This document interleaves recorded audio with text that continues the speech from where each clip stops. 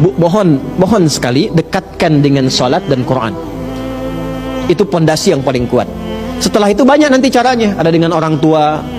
Saya pertama menghafal itu, salah satunya wasilahnya itu, wasilah kan boleh pakai wasilah. Itu rumusnya di Quran surah kelima ayat 35. Ya, menjadikan wasilah untuk bermohon kepada Allah disebut dengan tawassul namanya. Nanti ada babnya. Ada tawassul yang dibenarkan, ada yang tidak dibenarkan. Ada bab dalilnya Quran surah 5 Al-Maidah ayat ke-35. Ya. Ya ayyuhalladzina amanu taqullaha wabtaghu ilaihil wasilah. Hai orang-orang beriman, tingkatkan takwamu kepada Allah dan carilah wasilah dengan takwa itu untuk mewujudkan keinginanmu. Nah, maka diantara cara waktu saya menghafal pertama itu, sebetulnya bukan niat menghafal Pak, Ibu. Pulang ke rumah, ayah meninggal. Jadi saya itu berangkat ke pesantren. Berangkatnya itu memeluk ayah saya yang sakit, sudah komplikasi. Saya diajak ke Serang, ke rumah sakit umum oleh ibu saya untuk menemui ayah saya.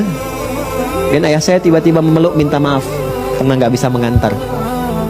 Nah, sesampainya di pesantren kurang lebih sepekan, saya dikabari diminta pengumuman supaya cepat ke kantor administratif karena kakak saya sedang menunggu, kakak yang pertama. Lalu saya tanya, gimana kondisinya ya? Beliau nggak jawab. Sampai di Bandung ke paman kami, beliau di MUI sekarang, Sekum MUI di Jawa Barat.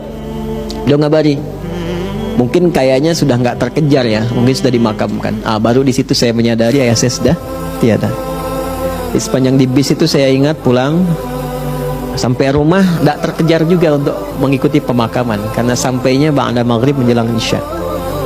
Saya sholat, lalu saya lihat ibu saya di ruang tengah, saya peluk, saya temani tidur.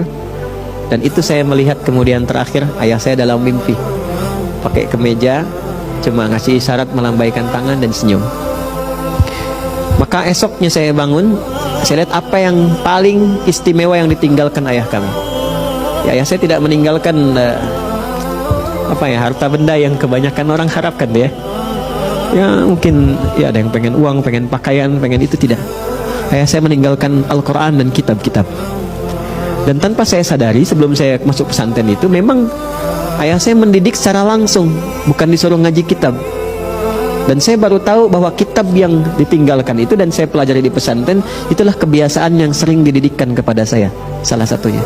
Maka saya ambil mushaf warna biru, masih ingat saya Umar Bakri itu. Saya duduk di ruang tengah, saya menghadap ke kiblat. Lalu saya katakan, ya Allah, saya tak mampu lagi untuk membahagiakan ayah saya dalam hidupnya.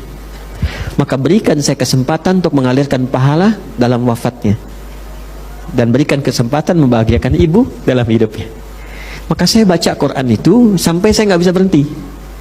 Saya baca sampai baru berhenti itu di 40 ayat Al-Baqarah. Baru saya sadar berhenti. Begitu berhenti itu nggak bisa keluar lagi ayatnya. Jadi dari sejak saat itu kalau saya menghafal, nah itu cepat sekali. Sampai ke pesantren kemudian, pas masuk lagi pesantren, masuk pelajaran tahfidz, saya diminta ke depan. Dulu Ustadz minta menghafal 5 ayat Al-Baqarah. Itu begitu saya maju, nah lisan saya membacakan itu nggak bisa berhenti, terus sampai Ustadznya berkata cukup, katanya. Udah, sekarang kamu ganti tempat duduk Ustadz. Ustadz permisi. Jadi saya memberikan nilai, datang. Teman-teman datang, saya nilai. Nah itu salah satu sejarahnya. Nah, itu saya belum banyak berbagi ini ya. Salah satu kenapa Allah mudahkan untuk menghafal Quran terutama itu karena kecintaan pada orang tua, salah satunya. Alhamdulillah itu, makanya jangan pernah ya berbuat yang tidak baik pada orang tua. Kalau masih hidup sayangi, ya, berbakti sebaik-baiknya. Jangan lihat apakah tua mudanya, sebaik-baiknya berbakti. Jangan pernah melukai hati kedua orang tua, ya, berkhidmat karena nanti berkahnya akan diberikan dalam kehidupan kita. Nah, yang paling menarik setelah itu, alhamdulillah ujian. Tiba-tiba saya dipanggil oleh guru olahraga namanya Pak Gumbira. Semoga Allah muliakan beliau karena beliau gembira terus. Namanya Pak Gumbira. Jadi saya dipanggil, kata beliau gini, "Nah, mohon maafkan Bapak," katanya. "Kenapa, Pak?" "Karena Ananda tidak hadir waktu ujian, Bapak terpaksa memberikan nilai 6. Nah, tertingginya 8 yang lain." "Oh, saya juga mohon maaf, Pak." "Kenapa?" "Saya tuh kemarin tidak bisa ikut karena ayah saya meninggal," katanya. Oh begitu, baiklah. Karena bapak berduka cita, bapak tambahkan 2 jadi 8. Nah, jadi ternyata berbuat baik pada orang tua itu tetap selalu memberikan keberkahan, tidak ada yang kurang. Ya, jadi bahagiakanlah itu ya.